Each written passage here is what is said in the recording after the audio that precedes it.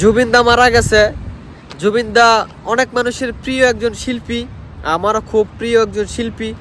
মানে ইচ্ছা ছিল তার সাথে দেখা করবো বা তার সামনে থেকে দেখমু, মানে সামনে সামনে দেখমু ইচ্ছা ছিল, বাট হয় নাই। সে মারা গেছে, অনেক দিন হয়ে গেছে চুল কাটি না।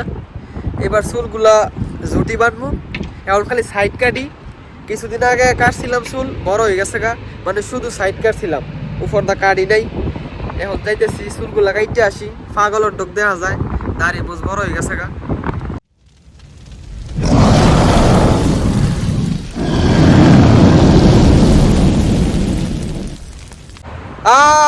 আসসালামু আলাইকুম গাইস, কি অবস্থা সবার, কেমন আছেন সবাই? আশা করি সবাই ভালো আছেন গাইস, আপনাদের দোয়ায় আলহামদুলিল্লাহ আমিও ভালো আছি।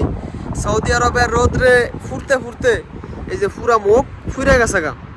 এখন প্রতি জুম্মার দিন বের হই, ফায় আইটা কমসে কম 10-15 কিলো ঘুরি। পুরা রোদরা মুখের মাঝে লাগে, আয়নার সামনে গিয়ে দাঁড়াইলে দেখা যায় কোনখানে ফুরছে, যে পুরা মুখ এই ফুরে গেছে গা। 2টার দিকে বের হই, আসতে আসতে সন্ধ্যা 6টা 6:30 বাজে। এতক্ষণ খালি শুধু হাঁড়ি এই রোদ্রের মাঝে দিয়া। এই যে কালকা ফায় আইটা 20 কিলোর উপরে গেছি শুধু মরুভূমি দিয়া।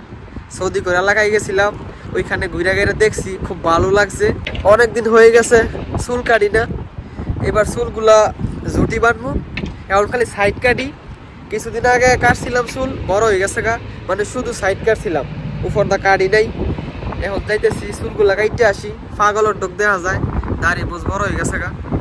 বাংলাদেশে জন্মগ্রহণ না করলে মানুষের মাইন্ড সম্পর্কে জানতাম না, বুঝতাম না।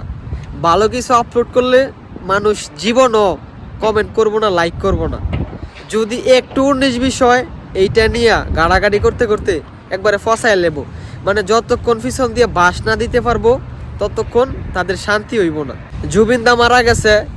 জুবিন দা অনেক মানুষের প্রিয় একজন শিল্পী, আমারও খুব প্রিয় একজন শিল্পী।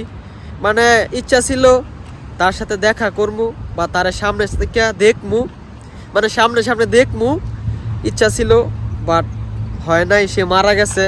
এইটা নিয়ে একটা পোস্ট করছিলাম ফেসবুকে, যে যদি কোনোদিন বাইচা থাই জুবিন দাকে যেখানে পুরাইছে ওইখান থেকে যাবো, ওইখানে গিয়ে দেখবো।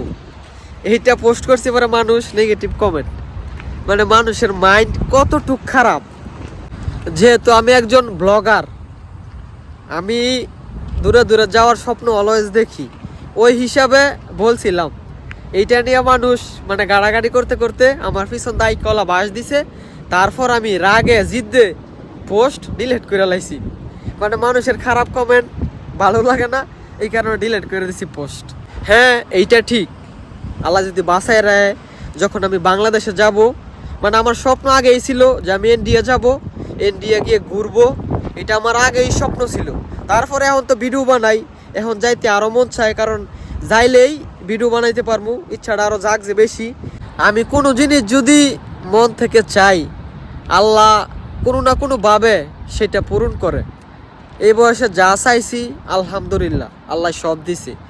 তারপরও যেটা স্বপ্ন পূরণ হইব না, মানে এরিয়ার বাইরে, ওই স্বপ্নটা আল্লাহ কোনো না কোনোভাবে ঠিকই পূরণ করে, এটা আমি দেখছি।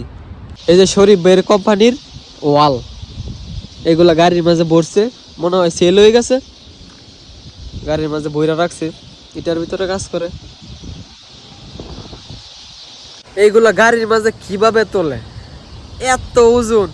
এগুলা ওয়াল, রেডিমেড ওয়াল, এগুলো মরুভূমিতে কাজ করে, যারা রেডিমেড কাজ করে আগে বেড়া দিয়া লয়, তারপরে ভিতরে কাজ করে।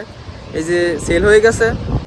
এই নিস্তব্ধ এলাকা 5টার পরে একবারে বন্ধ হয়ে যাগা, একটা কোনো মানুষ পাওয়া যায় না আশেপাশে। এই যে 5টা বাজে, কোনো মানুষ টানুষ নাই, সব বন্ধ হয়ে গেছে গা। অথচ সকালবেলা আইলে এখানে মানুষ থাকে, গাড়ি ঘোড়া থাকে, কাজ করে, রাস্তাঘাটে দেখা যায়। আইসা দেখি 2জন চুল কাটতেছে, একজন উঠলে তারপরে আমি বসমু। আর এখানে মানুষ বেশি একটা আসে না, খুব কম। আশেপাশে যেই কোম্পানিগুলাই বাসে অল্প কটা মানুষ, আর কোনো মানুষ নাই। মানে ঘুরা গাইরা কন্টিনিউ এক মানুষই আসে। 5টার পরেই রাত হয়ে যাগা। আমি আইছি সর্বোচ্চ 20 মিনিট হইব, 20 মিনিটের ভিতরে রাত হয়ে গেছে গা। যেমন রাত 12টা বাজতেছে এমন লাগতেছে। চুল কাটলাম, খালি সাইড কাটছি, উপর দিয়ে রাহি সাইড কাটছি, উপর দা কাটি নেই। এবার ঝুটি বানবো, স্বপ্ন আছে একটা ঝুটি বানবো নিয়ে পিছনটা। এবার যদি স্বপ্নটা পূরণ করতে পারি। তো গাইস আজকের এই ভিডিওটা এইটুকুই। যদি ভিডিওটা ভালো লাগে ভিডিওটা শেয়ার করে দিয়েন। সবাই ভালো থাকেন, সুস্থ থাকেন। আল্লাহ হাফেজ।